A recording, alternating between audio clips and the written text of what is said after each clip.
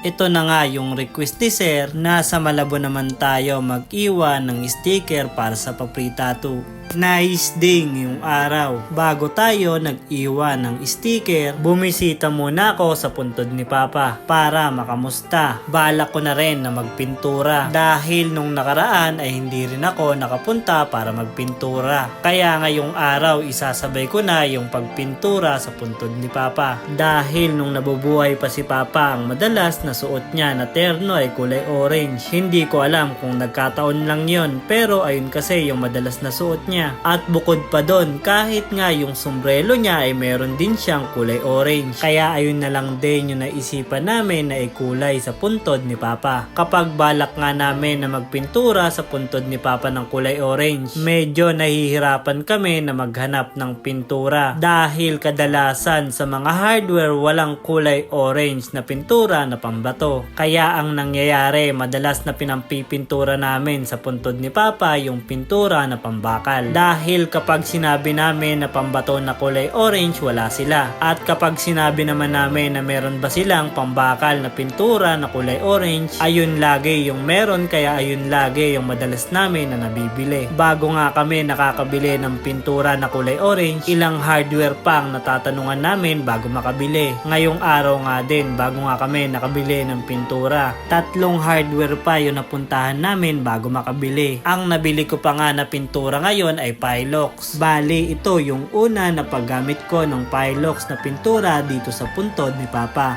Hindi ko alam kung okay na gamitin itong Pilox. Kumukulay naman siya, medyo mabaho nga lang. At dito nga tapos na ako na magpintura. At ganito nga yung kinalabasan sa pagpintura ko. May part nga na parang nabakbak na pintura dahil yan sa pintura dati. Dahil nga ang ginamit namin ay pinturang pangbakal. Kaya siguro natutuklap. Ang mahalaga lang din naman para sa amin ay mapinturahan. Hindi naman kailangan na perfect na pagpintura. Ang mahalaga lang naman ay maparamdam pa rin natin sa taong mahal natin kahit wala na sila. Parte pa rin sila ng buhay natin habang tayo ay nabubuhay. Lalo na sa papa ko. Dahil isa siya sa dahilan kung bakit ako nabubuhay sa mundong to. Ito nga rin yung katunayan na nakakalungkot ang mabuhay. Dahil darating yung mga ganito, pakonti-konti na mawawala yung mga mahal natin sa buhay. Kaya habang nabubuhay, i-enjoy natin kung ano yung meron tayo. At mas lalo pa natin pag-igihin yung mga bagay na kaya natin gawin. Kapag may gustong gawin, kilusan. Huwag matakot kung ano yung pwedeng maging resulta. Dahil tandaan natin na magiging kwento na lang tayo sa susunod. Dahil normal na mawawala naman tayong lahat dito sa mundo. Kaya ano pang kinakatakot mo para gawin yung mga bagay na gusto mong mangyari. Kaya sikap, kilos, hindi lang para sa atin kundi para sa mga mahal natin sa buhay. Kaya ngayong araw din pala, hindi natin kakalimutan na mag-iwan ng sticker. Dahil nung nakaraan ay may nag-request nga na dito naman sa Malabon na mag-iwan ng sticker. Kaya ngayong araw ay mag-iwan ako ng sticker para sa paprita 2 natin. Simple lang naman ang mechanics ng palaro natin. Kapag nakuha mo yung sticker ay may free tattoo ka. Minimum size ang paprita 2 natin. Kahit anong design naman na gusto mo ay pwede. At kahit sa ang parte naman ng katawan ay pwede mong ipalagay. At shoutout ko na rin yung nag-comment at mga taga Malabon.